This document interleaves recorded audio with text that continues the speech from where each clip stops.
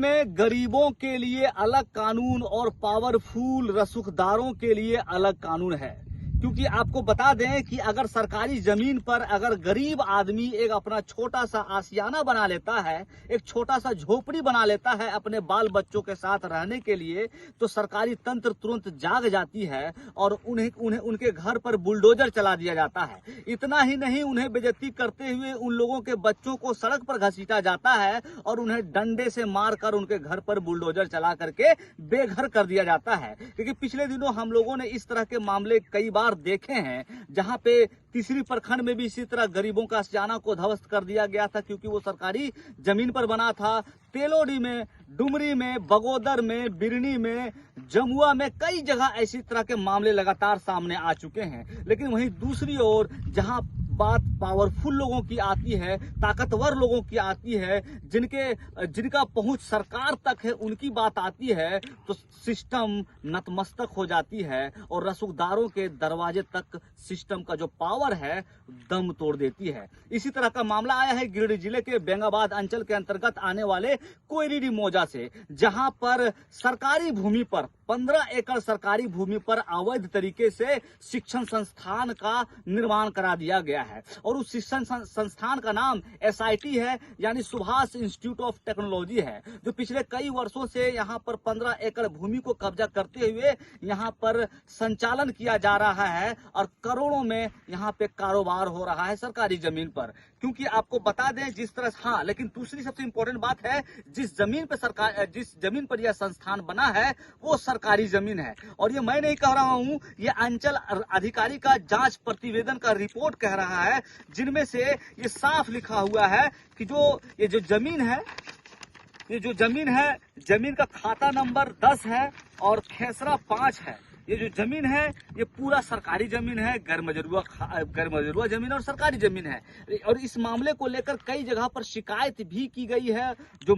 मुखिया है मधवाडीह पंचायत के सिद्दीक अंसारी, उन्होंने गिरिडीह उपायुक्त को लेटर लिखा है, अंचल अधिकारी को लेटर लिखा है, CO को लेटर लिखा है। इतना ही नहीं, झारखंड सरकार को और राज्यपाल के अलावा इन्फोर्समेंट डायरेक्टोरेट यानी ED को भी लेटर लिख करके इस मामले में हस्तक्षेप कर कार्रवाई की मांग कर रहे हैं। लेकिन बताया जा रहा है कि जिस व्यक्ति का, जिस मैनेजमेंट का ये कॉलेज है वो बहुत ही पावरफुल है और इतना पावरफुल है कि उनका बाल भी बांका नहीं हो सकता है। और परिणाम ये हो रहा है कि शिकायत करने के बावजूद ये शिक्षण संस्थान धड़ल्ले से अवैध तरीके से चल रहा है और इनके खिलाफ कोई भी कार्रवाई नहीं हो रही है। और अब अधिकारियों का रवैया भी बदला बदला सा नजर आ रहा है कि जब इस जमीन से संबंधित अन्य डॉक्यूमेंट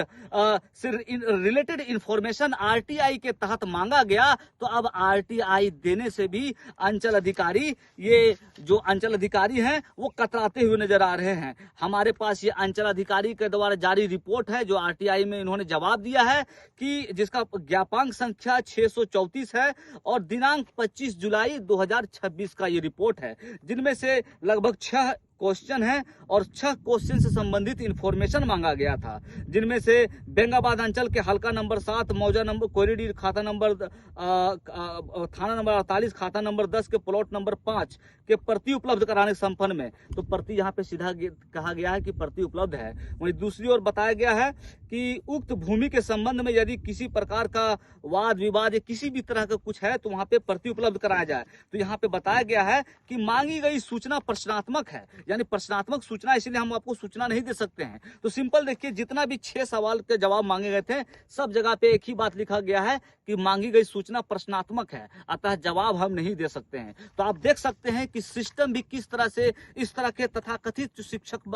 शिक्षण संस्थान के माफिया हैं, उनको बचाने का ये धड़ल्ले से काम कर रहा है। तो ये आप जनता पे छोड़ता हूं कि अगर मैं इस तरह के मामले को उठा रहा हूं और ये गलत मामला है, तो आप कमेंट बॉक्स में आकर के लिखें कि आप गलत बात उठा रहे हैं, तो इस तरह के मुद्दे को उठाना मैं छोड़ दूंगा। क्योंकि इस तरह के बातों को लगातार देख रहे हैं कि जब से ये मामला हाईलाइट हुआ है, इस शिक्षण संस्थान के खिलाफ, ऐसे पावरफुल लोगों के खिलाफ मीडिया के लोगों ने भी सवाल उठाना छोड़ दिया है और आज तक एक भी खबर मेन स्ट्रीम मीडिया में लगातार नहीं छप रही है। तो इस प्रकार के मामले को उठाना अनिवार्य है, क्योंकि सरकारी जमीन पर अवैध तरीके से न सिर्फ कब्जा कर लिया गया है, बल्कि यहाँ पर करोड़ों का कारोबार हो रहा है शिक्षण संस्थान स्थापित होकर के वहीं दूसरी ओर अगर गरीब व्यक्ति अपना आशियाना सरकार की जमीन पर बना लेते हैं तो सरकार के लोग, शासन प्रशासन, पुलिस पहुंच जाते हैं और गरीब लोगों को जलील करते हुए उनके बच्चों को सड़क पर घसीटते हैं, उन पर डंडे बरसाए जाते हैं और बुलडोजर चलाकर उनके आशियाने को, उसके झोपड़ी को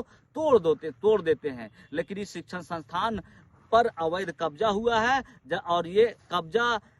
का रिपोर्ट जो है जांच प्रतिवेदन में खुलासा हुआ है, बावजूद अब तक कोई कार्रवाई नहीं हो रही है। तो अब देखना है कि इस मामले में क्या कुछ कार्रवाई होती है या इसी तरह लीपापोती करके शासन प्रशासन, पूरा सिस्टम इन लोगों के प्रति उदार रहती है और नतमस्तक रहती है।